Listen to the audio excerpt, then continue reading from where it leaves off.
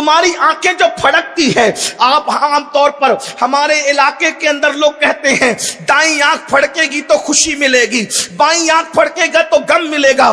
یاد رکھنا، آنکھوں کا پھڑکنا خوشی اور غم سے تعلق نہیں رکھتا۔ اللہ کے سچے رسول صادق و مصدوق فرماتے ہیں آنکھیں گناہوں کی وجہ سے پھڑکتی ہے۔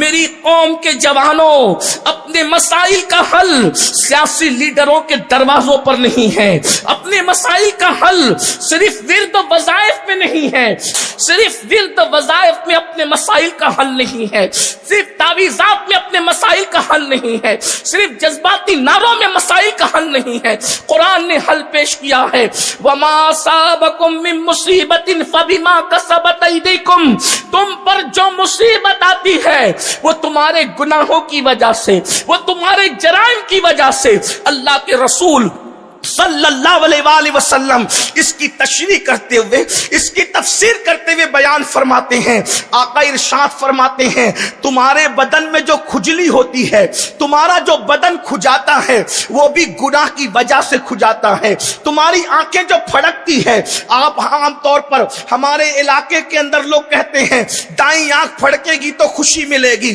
بائیں آنکھ پھڑکے گا تو غم ملے گا۔ یاد رکھنا، آنکھوں کا پھڑکنا خوشی اور غم سے تعلق نہیں رکھتا۔ اللہ کے سچے رسول صادق و مصدوق فرماتے ہیں آنکھیں گناہوں کی وجہ سے پھڑکتی ہے، کانٹا گناہوں کی وجہ سے چبھتا ہے۔ اللہ اکبر، پتا چلا جو بھی مصیبت ہے وہ گناہ کی وجہ سے ہے۔ اللہ اکبر، اللہ کے رسول صلی اللہ علیہ وآلہ وسلم نے تو یہاں تک ارشاد فرمایا جو تم پر حکمراں مسلط ہوتے ہیں وہ بھی تمہارے اعمال کی وجہ سے ہوتے ہیں۔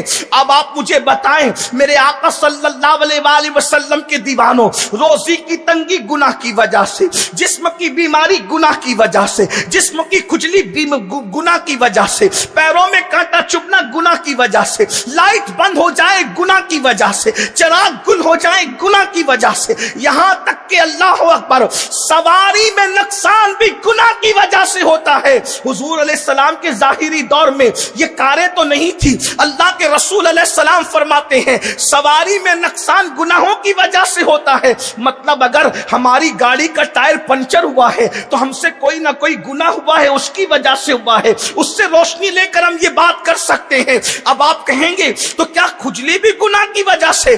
اس کا مطلب اگر حدیث پر نظر کریں تو ہم یہ بات کہہ سکتے ہیں اگر مسلمان گناہ کرنا چھوڑ دے تو اس کو کھجلی بھی نہیں آ سکتی، اگر مسلمان گناہ کرنا چھوڑ دے اس کا چراغ بھی نہیں بجھ سکتا، اگر مسلمان گناہ کرنا چھوڑ دے اس کے پیر میں کانٹا بھی نہیں چبھ سکتا۔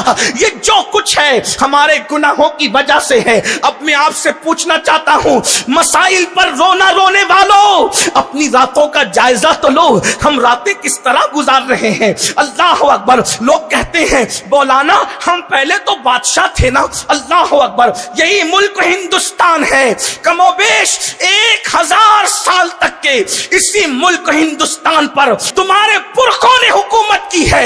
اللہ اکبر، جو آج آنکھیں دکھا رہے ہیں یہ کاسے گدائی لے کر کے کھڑے رہا کرتے تھے۔ آپ کہتے ہیں کیوں؟ ہم پہلے بادشاہ تھے اور آج ہم یہاں پر غلام ہے۔ غلام اس کی وجہ کیا ہے؟ تو میں کہتا ہوں دیکھ لو اس وقت تک تم بادشاہ تھے۔